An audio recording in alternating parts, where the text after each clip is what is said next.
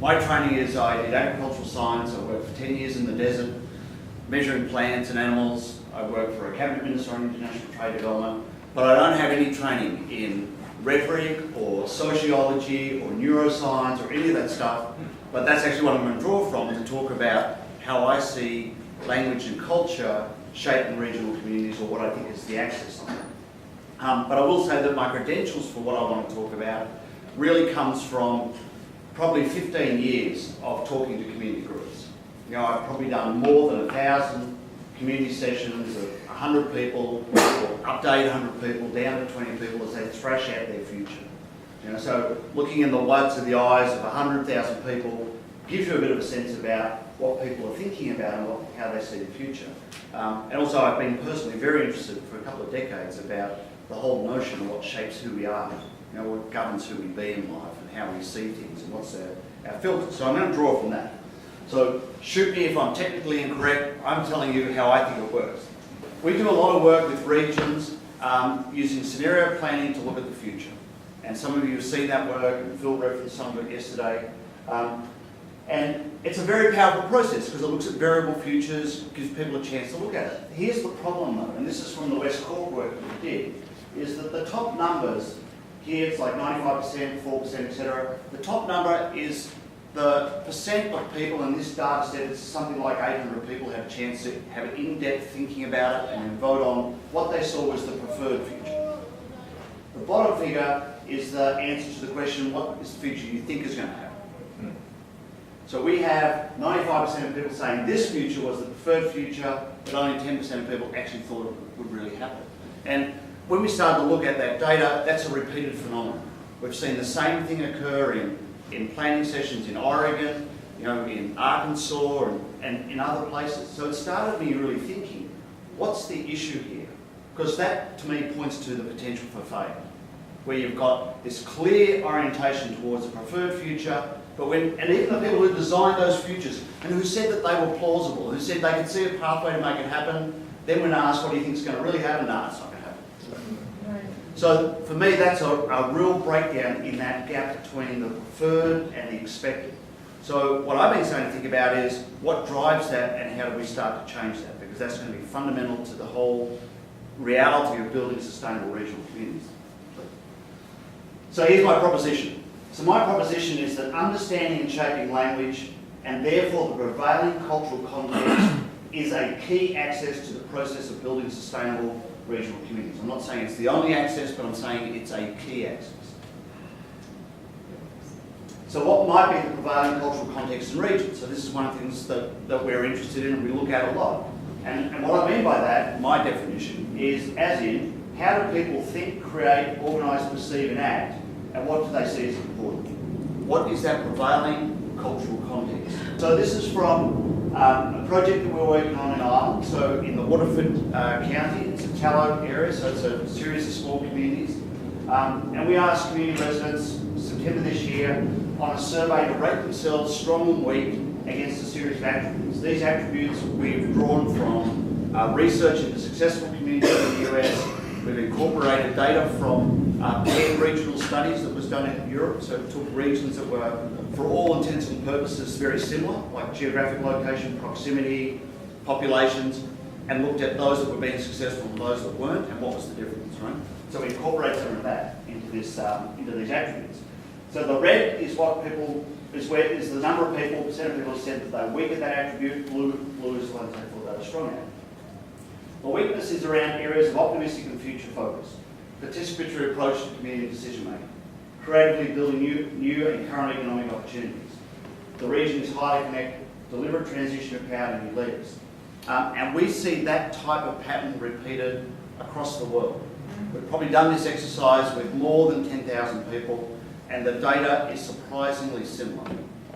Now, community people look at that and they go, oh yeah, if this represents or is an insight into the prevailing cultural context, we need to change it, because these things are going to be what holds back, because these are the future-orientated ones. So we then ask people, well, if you want to change the culture, how do you go about that? If you want to change something, you need to know where it exists, so in the physical world, so you can actually start to do something about it. You've got to be able to touch it and feel it if you're going to be able to change it. So we ask people, well, where does the culture in a community get manifested, perpetuated, created?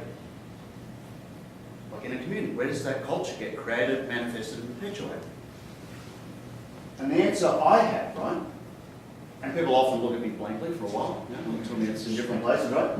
Well, I say that the culture is created, manifested, and perpetuated in the prevailing conversations. So it's how people talk about themselves, about their future, about each other. That's where that culture gets created, manifested, and perpetuated. Yeah. So then the question is, for me, is how does language or conversation shape a community, its culture, and its future? How does it actually do that in a physical sense or a reality sense?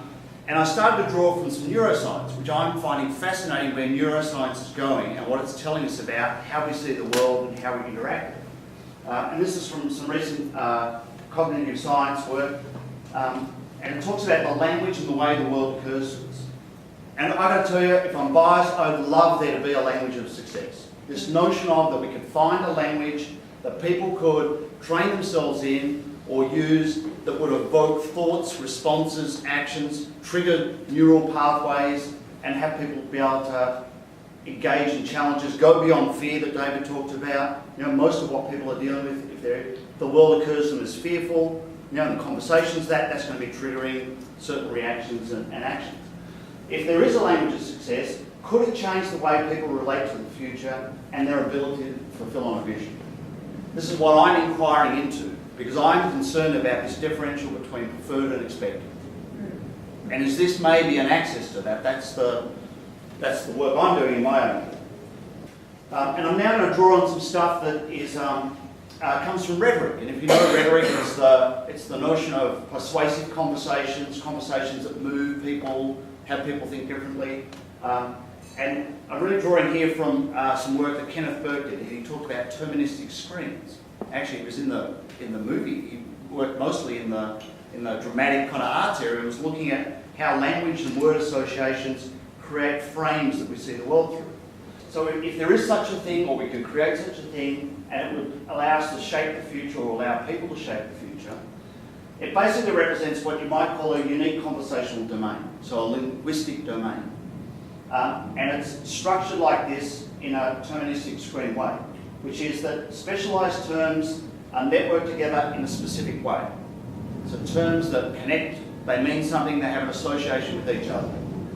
That would form what you might call a special linguistic domain. So like a domain of language, but it's got organisation to it. Now, the notion of deterministic screens is what Kenneth Burke talks about. There's these words that are there, and they're the filter through which we see the world.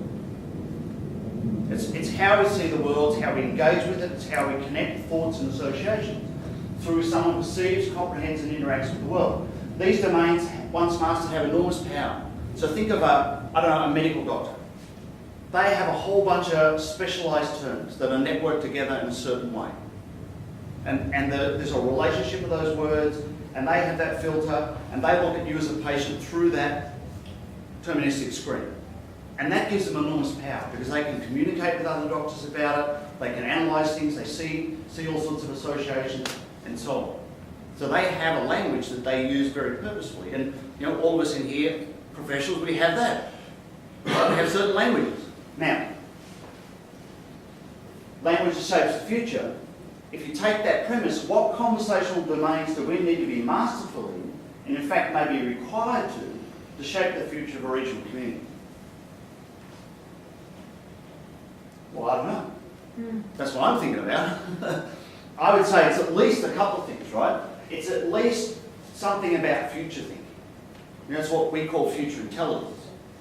Something about an ability to see trends, connect those. There's a language, those words have meanings, they connect together.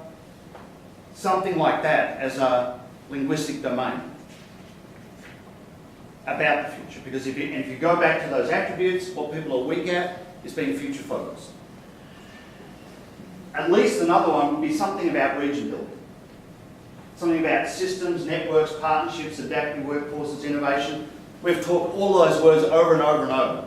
But I bet you, I take you into the street in Tallow, they wouldn't have a clue what you're talking about.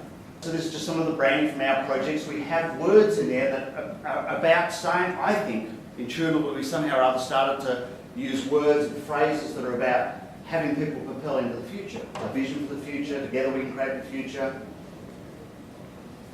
That kind of stuff, right? But I think there's something much deeper here. I just have this sense that there could be something very powerful in how do we translate our language, all the stuff we talk about, into something that a punter on the street can understand, or a kid in a school, that it makes sense, because they don't have any of that at the moment. They just have that old language of that old system. Because my challenge is, I don't want to keep doing work where people design a future that they highly desire, but then go, yeah, it's never going to happen. And then they might put some effort into it, then they'll give up, and then ultimately down the track what they'll have is another disappointment. And we'll build more of the cynicism and resignation.